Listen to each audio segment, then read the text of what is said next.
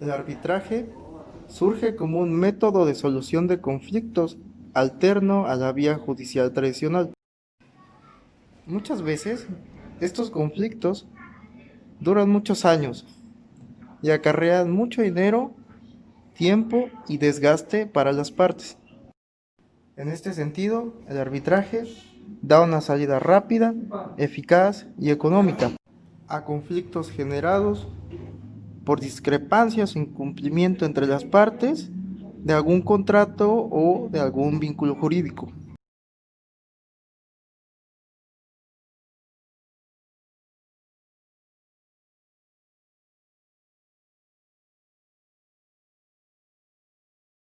Este arbitraje se lleva a cabo por medio de un centro de arbitraje, el cual es una entidad especializada que administra y gestiona el arbitraje.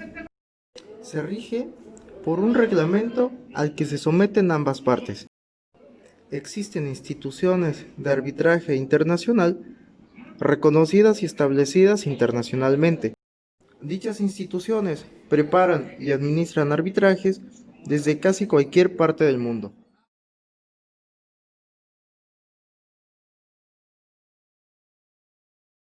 En este arbitraje no hay institución que lo rija. Son las partes las que deciden bajo qué normas se va a actuar. Aquí todo depende de la cooperación entre las partes. Y sin duda, una gran desventaja es de que si llega a haber alguna diferencia entre las partes, esta se va a resolver de manera judicial.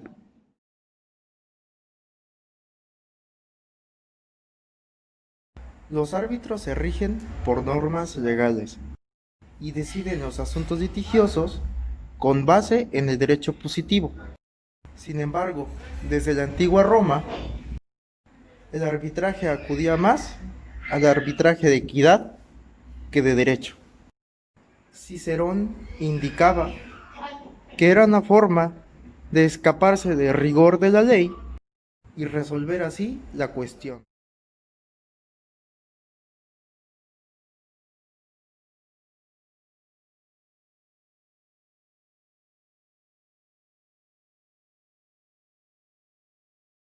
Es decir, en la mejor y en la más equitativa forma que sea. El arbitraje de conciencia favorece muchas veces a los hombres de negocios, porque estos desconfían generalmente del formalismo excesivo del derecho oficial. Estos están acostumbrados a adquirir obligaciones sobre la base de la buena fe.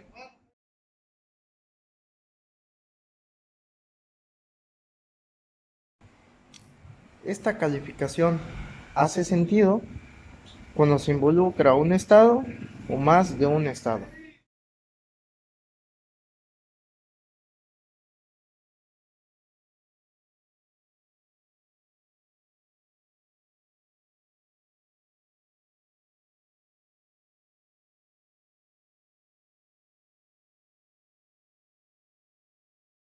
La Comisión de las Naciones Unidas para el Derecho Mercantil Internacional fue establecida por la Asamblea General de las Naciones Unidas el 17 de diciembre de 1966, bajo la resolución 2205. Se reconoció que las leyes nacionales que regían el comercio internacional existían disparidades y creaban obstáculos para el comercio mismo. Mediante dicha comisión, las Naciones Unidas tenían una participación más activa en la reducción o eliminación de dichos obstáculos del comercio.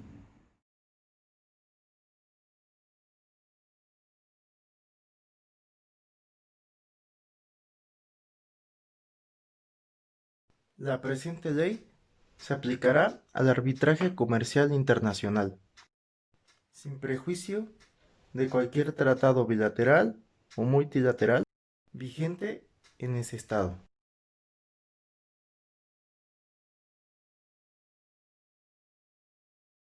Debe de tener origen internacional.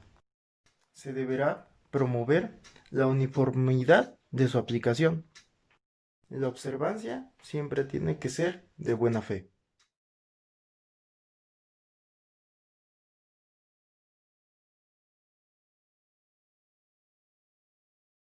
En cuanto a los asuntos que se rijan por esta ley, no intervendrá ningún tribunal, salvo en algunos casos que esta ley así lo disponga.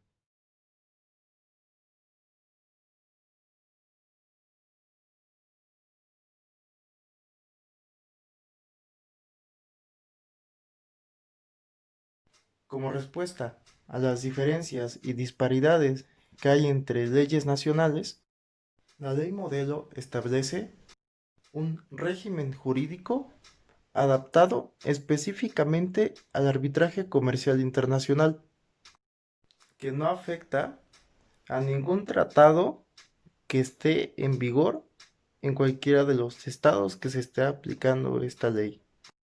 Principalmente la ley modelo sirve para el arbitraje comercial internacional. Sin embargo, esta ley contiene un cúmulo de normas básicas que también sirven para regular arbitrajes de cualquier índole.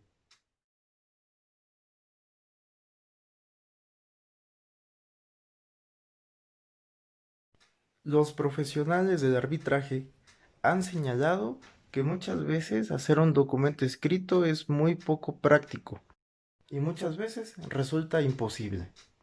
En algunos casos, cuando el arbitraje ocurre entre las partes y no constituye básicamente un problema, debe de reconocerse la validez del acuerdo de arbitraje. En 2006, la comisión aprobó dos opciones. La primera opción constituye una estructura basada en el documento de 1985. En ella se confirma la validez y eficacia de un compromiso en el que las partes se someten a un arbitraje con una controversia existente, o si bien futura. Conforme a la Convención de Nueva York, se exige que el acuerdo de arbitraje se haga por escrito. Sin embargo, a partir de 2006, se vuelve válido que el arbitraje también se dé de manera verbal. El Tribunal Judicial remitirá a las partes al arbitraje si se le presenta una reclamación sobre un asunto que sea sobre un acuerdo de arbitraje, a menos que se compruebe que tal acuerdo es nulo, ineficaz o de ejecución imposible. La remisión depende de una solicitud de cualquiera de las partes que se puede formular en el momento de presentar el primer escrito sobre el fondo de litigio.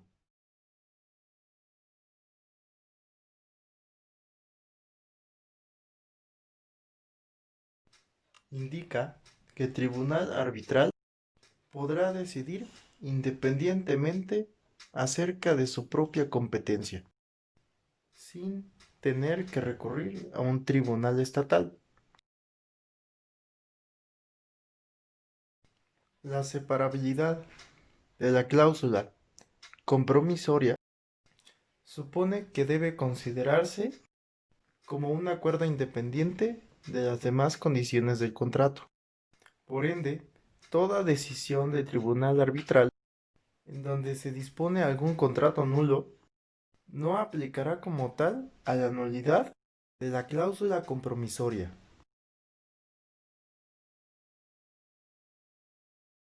Por medida cautelar se entenderá como toda medida temporal, otorgada en forma o no de laudo, en donde el tribunal arbitral ordene a alguna de las partes que mantenga o restablezca el status quo, que adopte o lleve a cabo actos que ocasionen algún daño al procedimiento arbitral y que presente elementos de pruebas que puedan ser relevantes para resolver la controversia. Una orden preliminar será vinculante para las partes. pero no será un objeto de ejecución judicial. Dicha orden preliminar no va a constituir un laudo.